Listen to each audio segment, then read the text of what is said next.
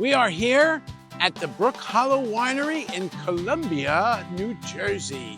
And we are going to sit and meet Paul Ritter and staff today. So please join us as we learn all about Brook Hollow Winery.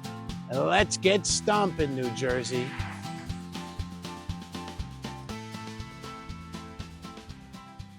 All right, we are here at Brook Hollow Winery, and we are with Paul Ritter. He is the vintner, owner, proprietor, and wine grower here, which is a vintner anyway. And we are going to discuss all the cool things Brook Hollow Winery has to offer right here in Columbia, New Jersey.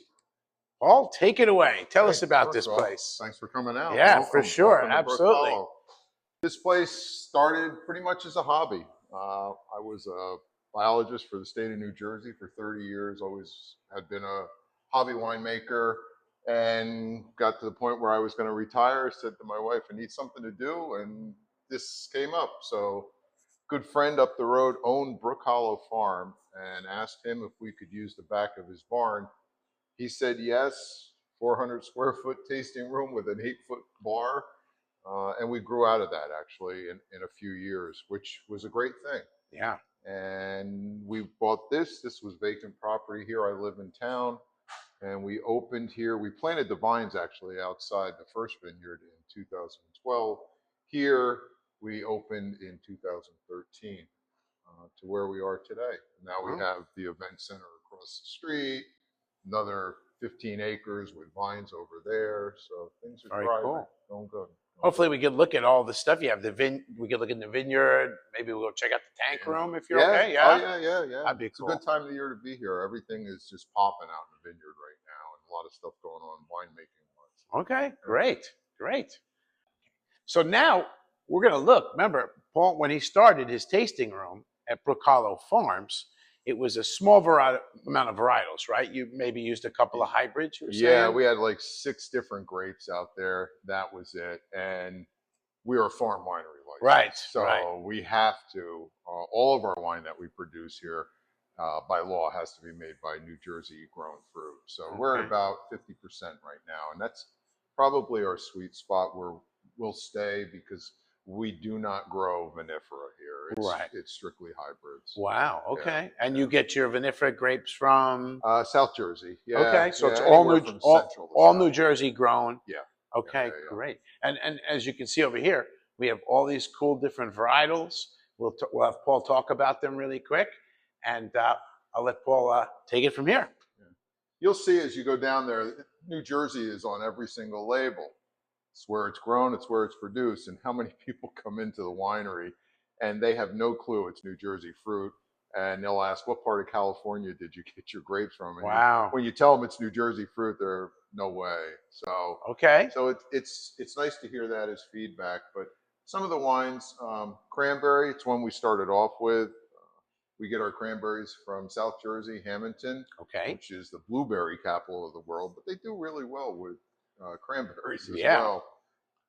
A new venture for us this year is we kind of dove into some sparkling wine. So we have Diamond, which is a grape we grow here, an estate-grown grape, and everyone that comes in falls in love with that. It's champagne, unfortunately, because of the law, we can't call it champagne. Sparkling wine. Not from that region. Yes. So, yeah. I hear somebody likes Frontenac Blanc here. Yes. That's our white wine. We grow 2 Frontenacs. The University of Minnesota developed the Frontenac grape. So there's 3 different types. There's the white, there's a gris, which is kind of a pinkish, and then noir, which is a red. Okay. We grow both the Blanc and the noir. Yeah, I had both, and they're great. Very cool. Pinot Grigio, for our big Pinot Grigio fans, this is not that great, but it is as close as you can get to it. Cayuga White, done dry, which is pretty much unheard of. Most people are familiar with that grape from the Finger Lakes, East Coast, and most every winery will do it sweet. Our rosé.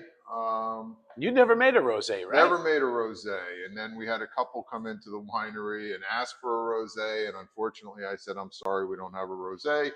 And I was told then we don't have a real winery. So I got shamed into making that rosé. So now you're a real winery. Now, with the now we're in rosé. the big leagues Ta-da! here. So here we are. Different label for us. Boot and Coffee Company. We have an outlet. They sell our wine there. Boot and Coffee is located in Morris County. Right. Frankie is the owner. Okay. And he is a custom roastery. So he gave me some beans from different countries. Turns out that when you introduce Guatemalan coffee beans into Cabernet Franc wine, it creates an instant home run. So This is a home run wine. it's nice. It's amazing. If you're out to dinner and you're not into dessert sweet wines, that's a wine you could have with a dessert, and you get coffee and wine all at the same time. Yeah. This is the staple. There's no better grape, in my opinion, than Cabernet Franc. Yes. Big West Coast grape, usually done for blending. This is not. This is 100% true to variety. So there are no other grapes in this bottle. And they say Cabernet Franc's making a big comeback on the East Coast, right? So I hope so. Or it's making a big splash, I guess. Hopefully it's because of us. Fantastic. So these are all the cool varietals that they have, and you could do these during wine tastings, pick up a bottle, sit at the bar, have a glass, go outside, have a glass. It's great. Can we talk about your tastings and stuff? I want to. Yeah. But in the back room? Yeah. All right. So now we're in a tank room, but it's not the tank room. Paul will talk about that in a second. But real quick about this room, this is where we met Paul and Brook Hollow Winery's great wines, because we came here and there are tables out, tablecloths. There's nice charcuterie boards out, nice big charcuterie boards that you each get. And you get to taste, I think it was like 8 to 12 different, samples of wine. So I'll let Paul tell us all about that. That's the guided tastings. They're fantastic. Yeah, when the winery first started in 2013, this was our primary tank room. But as sales increased, we had to increase and match that with our production to try to stay ahead of the game. So we ran out of physical space in this room for tanks. So we actually took an existing pavilion that we had here, enclosed it in, and made a brand new tank room. And that's when we brought Nick on as our assistant winemaker, which we'll go down and say hello to him shortly. Yeah. But it gave us a lot of empty space here. So we were thinking what we could do. And the idea of a premium tasting, something elevated above and beyond our flight boards and self-guided tastings out front. So Nick comes in or I come in, and you can sign up online for a private tasting Friday, Saturday, and Sunday, soon to be 7 days a week. That's how popular it's become, which is really exciting. Yeah. Really exciting. It's a great taste. And when you get here, you're greeted by us. The room, like you had mentioned, has a bunch of tables and charcuterie, crystal glasses, the correct for whites and reds, and it's extremely comprehensive. You learn a lot about each and every wine and the grape it came from. It's important. People enjoy wine. They enjoy wine in their glass, but there's kind of that little disconnect from grape to the glass. So that's where Nick or I will fill people in on the different aspects of it. What's real cool too, when you're getting the wine tasting, they're taking some of it right out of the tanks for you, which is cool. You don't get that everywhere, So. Yeah, part of the whole appreciation thing is actually tasting wine as it develops, from the time you crush the grape to the time it gets in your glass. Yeah. So it gives people a better idea. Sometimes they'll taste stuff that's less than a year old. They'll actually go, "You're not really going to sell this, are you?" And no, not now. 4 or 5 years from now. Yes. Yeah. Okay, great. Yeah, can we check out the tank room? Let's go see Nick. All right, great. Okay, so this is the big tank room that Paul was just talking about. So, Paul, what do we got here? We have a lot of stainless steel tanks. One thing you will not see are oak barrels. So everything that we do here is aged in stainless, and anything that needs oak, we kind of hand that over to our assistant winemaker, Nick. And through the magic of oak alternatives, he turns them into some great wines for us here. Interesting. Okay, I'm going to ask him about that. That'll be pretty cool. I guess we'll bring Nick on in a second. We're just going to switch camera shots. All right, so now we are with the assistant winemaker, Nick. Hello. Nick's going to tell us all about this cool tank room and the alternative oaking process. Yes. As you see, as Paul mentioned before, everything that we use at Brook Hollow is stainless steel. Doesn't matter if it's a white wine, if it's a red wine, fruit wine, everything as it's being made and aged is done in the steel tanks you see around me. These are the totes that will actually get juice from South Jersey in. We will sometimes, when we have some issues with space, use these kind of as an overflow. Wine usually doesn't end up staying in these for too long. The steel tanks keeps them sealed for much longer. It's a lot easier to work with. Mm-hmm. Any red, doesn't matter what it is, even if it's something that's much lighter on the fruit forward side, it's going to get some oak added to it. Generally, for the reds, minimum, we'll add an American oak chip. It's a toasted oak. Usually it's about the size of like a mulch chip, it looks like. Okay. We'll weigh it out in just a white 6-gallon bucket, pop the top off the lid, and just dump it right in. Really? Now, do you find it gives you the same? I mean, because I can't tell when I Mhm. drink your wines. Yeah. I can't tell the difference between something in an oak barrel Yeah. unless it's pretty much like a darker, heavier wine. Right. But You I mean, can yeah. pretty much emulate it pretty spot on to a Okay. cask age red. There's a lot of benefits to using the steel as opposed to a cask as well. Anytime that you're using no cask, if you want to reuse that for a new wine, you are crawling inside the barrel. You're scraping it out. Yes. It has to be all new facing wood. Only get a couple uses out of it before it becomes neutral. So Right. it doesn't actually oak the wine at all. And the big downside of oak casks is they're porous. They're made of wood. So as you have wine sitting in oak cask, Oxygen. They yeah, oxidate. yep, Yeah, it'll oxygen. evaporate out. You have oxygen that'll then sit on top of the wine inside the casks. It's the quick way to make vinegar, which people usually don't like. Okay. So the stainless steel, obviously, they're not wood, so Right. they're not porous. The great thing about these two is they're all variable capacity. So even if we had a tank where there was only 10 gallons of wine in it, it's all the way down at the very bottom. Yeah. You can still lower the lids of these tanks using the ropes that you see tied to the tops of some of them. And there's a rubber gasket runs around the perimeter of the lid that you can inflate. So as long as the gasket doesn't rupture, you check on it every couple weeks, tight you're not going seal. to have to worry about it. Nice. Okay. Yep. And the other question you had mentioned Mhm. that these are the juices that come from the other New Jersey vineyards. Yes. So we are a farm winery. It's required. It's under half of what we produce has to be grown right here. It's a 30-acre vineyard that we have in North Jersey.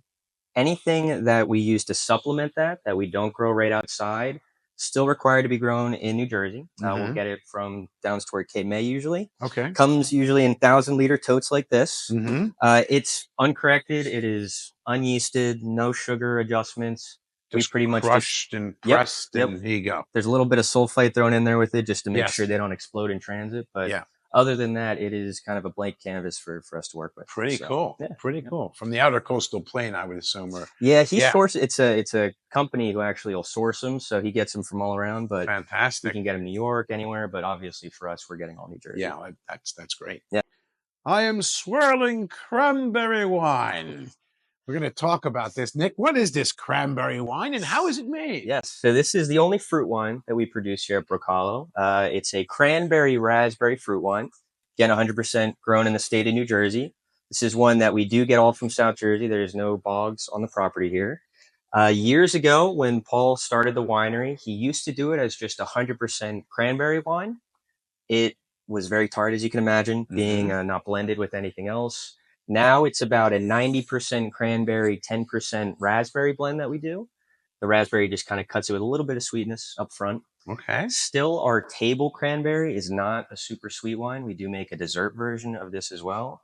But what we're going to be trying is going to be definitely made into a drier style eventually.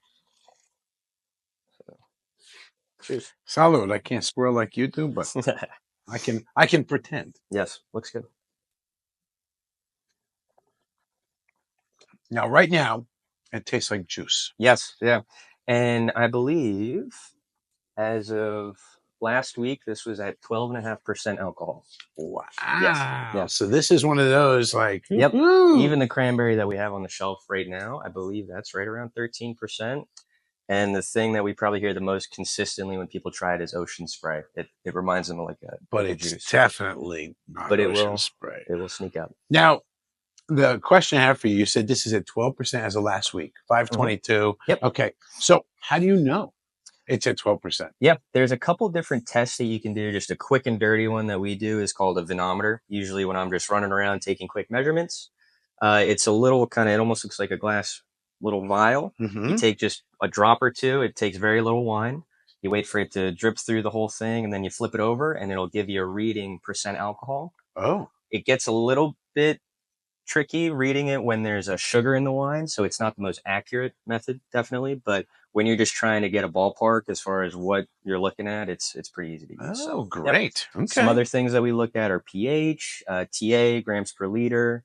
The only thing that we really add to any wines other than oak is sulfite. Sulfite's already in the wine naturally, but that's just what we'll use to keep it from oxidizing or And getting bacteria and yes, turning to okay. vinegar on your shelf at home. Yep. Yeah. Okay. Now you don't oak this at all, right? Correct. Nope. Okay. This is actually the only wine that does, as far as a non-white, doesn't get oaked. Well, Yep. that's Yep. a fantastic fact there. See, this is nice. Thank you. That was great.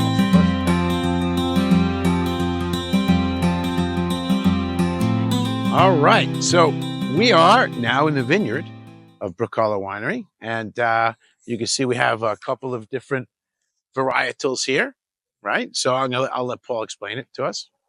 So this vineyard that we're in right now is about 5 acres. It overlooks our tasting room. We put the row placards on, not pretty much for our own benefit, but for customers that come in. There's always questions about different variety grapes you grow.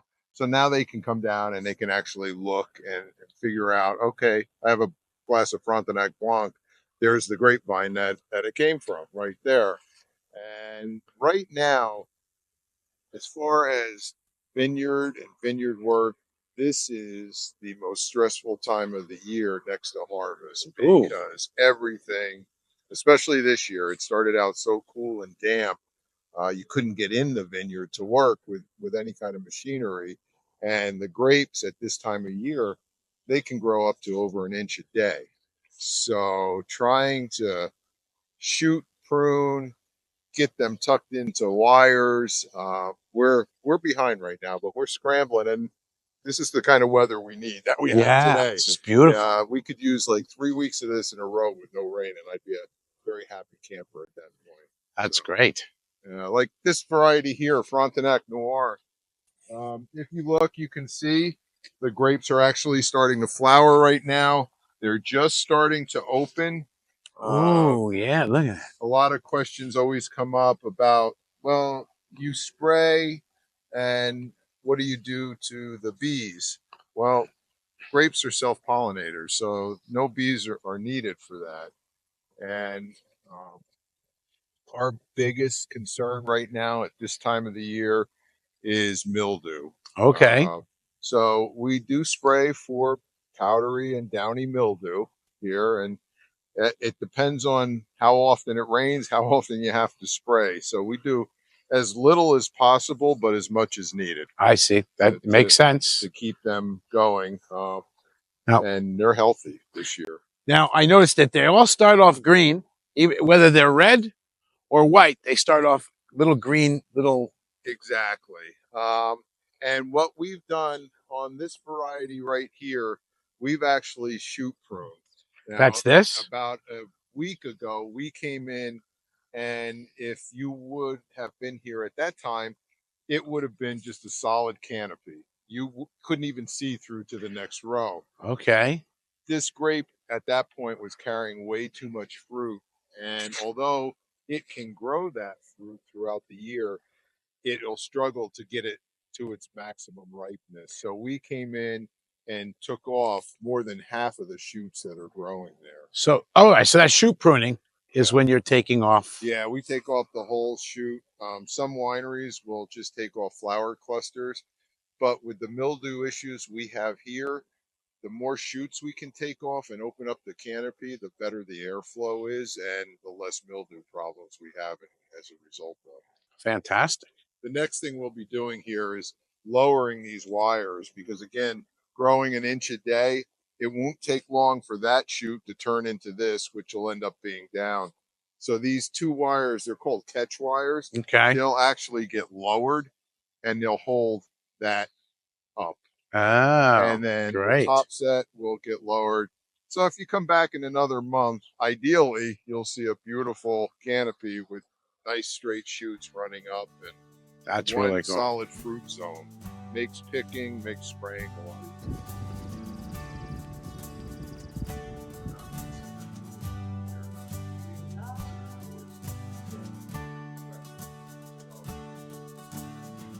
One of the coolest parts about Brook Hollow Winery is the event space. They do weddings here, they do events here. We've had Valentine's Day dinner here. It was amazing. I'll let Paul really quick talk about what this space is. Okay, this came as a result of the tank room that you were just in with Nick and I. That used to be our open air pavilion, and we started to run some functions there. And the next thing you know, that got out of control. So we purchased the land across the street from the winery where we are now, planted some more vines out in the fields, and opened this as our event center in 2017. So my daughter Jessica, she's our event planner. We host everything from weddings, bridal showers, baby showers, corporate training events, you name it, it's pretty much been done here. It's a really nice space. The outside is beautiful. All of the doors overlook a vineyard if opened, with the exception of one. It overlooks a vineyard and a parking lot. All right, so now we're outside the event center, and it's pretty cool. We have this gazebo here, right? What is this for? Okay, so when we have our live music events here, band set up underneath there. If we are hosting a wedding, the ceremony takes place under there. We usually put out 200 chairs for guests for the wedding ceremony. And then we have the 100-foot long covered porch for cocktail hour. Yeah, look at that. Before guests move inside where we just came from. It's a beautiful porch, too. It oversees everything. You get the vineyard on the left, the vineyard on the right. What is all this? This is apparently these are flights, right? Yeah, like yeah. here. We do 2 tasting styles. I believe you guys discussed the premium tasting in the back room already. That's the whole charcuterie layout, guided style tasting with me, Nick, or Paul. Right. And that's generally reserved for the weekends. That's by reservation. But our normal flight or our normal tasting on the weekends is the flight board. We recently upgraded it. It used to be 8 1-ounce pours, but pouring 8 wines while it's crazy busy is a bit much. Okay. So we reduced it to 4 2-ounce pours. So same amount of wine as the old flight board, but then we just have 4 wines on a board here. But the fun part about the flight board now is you get the whole wine menu, every wine and in the winery here, and you choose your 4 wines to go on your flight board. I see that. So it gives everyone a little freedom to choose the wines they want rather than stay red, white, or in a category. You can choose any 4 wines you want. And it comes with, you can drink it out of a nice glass, which is big. That's big for tasting. Yeah, rather than drink it out of the plastic cup, you can get all your wines in here and pour them in the glass so you can do the whole fancy swirling, smelling of the wine and tasting of the wine. So it's all custom now, which is, gives everyone the freedom to choose. Some people do take a while because there's so many options on here. Sure. Some people are a little quicker because they know what they like. I'm going to guide you through 3 different wines. All right, that are great. Pretty popular here. We'll do a specialty, a white, and a red. I'm going to start with the sparkling diamond. Oh, as Paul was saying, we're that talking was about the that before. Newer one. This one came out in December. So our same popular diamond white wine, but we're just adding the bubbles to it. Okay. Diamond's great. And then you get that nice pop when you pull the cap off there. And we usually pour this one in a champagne glass, as Paul was saying. We can't call it champagne. Right. It's our own version not made of in Champagne. Not made in France, Champagne. The Not sourced from Champagne, but it's our style of champagne. So a lot of couples that come to do their tour with Jess for potential weddings, we always refer them to sparkling diamond to use for the toast rather than the champagne. Wow. And you get that tropical fruits on. Big holiday one recently too, Christmas, New Year's, with the sparkling diamond. This is great. Then I'm going to do a white wine with you guys. We'll do the Frontenac Blanc. Ooh, so that's a little biased on that one. One of the estate wines that we have here. Okay, so sometimes I refer to it as dry diamond because it has those same citrus tropical tasting notes to them. But it is going to be much drier and much fuller body on it, a lot more acidity to it. Now, probably one of the top selling whites that we have here, whites sell in the summer and spring, and it's getting warmer out. We chill all the whites and the sweets here. So Frontenac Blanc tends to be the draw because it is an estate wine. We got here? Now, do you make this as a sweet dessert wine as well? Yeah, so we have that in a dessert style. Yeah, because I would say it is one of the more fuller, drier white wines that we have here. So we do have the dessert counterpart to that. We have that Frontenac Blanc dessert, and we also offer that cranberry dessert as well. That's great. For those sweet wine drinkers. I will say we mostly have dry wines here at Brook Hollow, but you got to have the sweeter ones in there. So good. Mm-hmm. It's got like I almost want to say stone fruit. Yeah. Yeah. Mm-hmm. Yeah. I'm not very good. My nose is not great. But, the taste is what matters in the end. The nose is nice, but the taste is what ultimately matters. Such there. a great finish. Yeah. It's very well balanced. It's nice, dry, kind of. It's got a little sweetness to it, but it's dry. Yeah, and that's that fruitiness in there. Yeah. Wow. Yeah, and I'm usually a dry red drinker, but if I'm gonna go for a white, usually this, because I like a lot of flavor while keeping it nice and dry. And then we want to do a red with you guys real quick. Okay. We are going to do our Cabernet Franc. Ooh. This is Paul's pride and joy, Paul's baby here. Yeah, it's one of the best. I'm not going to say it's rare, but it's uncommon to have a 100% Cab Franc variety. I think Paul was mentioning before, usually it is reserved to put into blends, red table blends. Okay. But we offer the 100% Cab Franc variety. It is one of our top selling reds here. Going to be a lot heavier and fuller. Okay. Obviously oaky. We don't have a lot of oaked whites. Well, the only oaked white we have is the Chardonnay Reserve. Okay. So we have the 100% Cab Franc variety here. This is the parent grape to your Cabernet Sauvignon. Yes. Cab Sauv is Cab Franc and Sauvignon Blanc hybrid. Very heavy, very full. You get nice that and balanced. peppery. Oh yeah. Some earthy tasting notes in there. Some people say they get like a black raspberry-ish. Yeah. Mm-hmm. Yep. Get a lot of those darker fruit flavors in there. Oh my God, so good. So good. We'll be going home with a bottle of this, a bottle of that, and a bottle of that. And the Cab Franc right now is one of the wines that is in our wine club rotation right now. We offer a wine club here to sign up for a 2-bottle or 4-bottle subscription. Really? And the cost of the club every 3 months is the 2 or the 4 bottles. There's no extra cost. Do you ship it, or is it a pickup? We do pickup or shipping here. Okay. Yeah. Do you guys ship in New Jersey, all over New Jersey? Yeah. Yep. How about the country? You ship all over the country? Yeah, as we well? ship all over the country. There are a few states we don't ship to that I can't think of off the top. It's online now, but it's online. Most states we will ship to though. Yep, that's fantastic. Yeah. All right. Thank you, Matt. Yeah, This was great. Fantastic stuff, and we're gonna move on.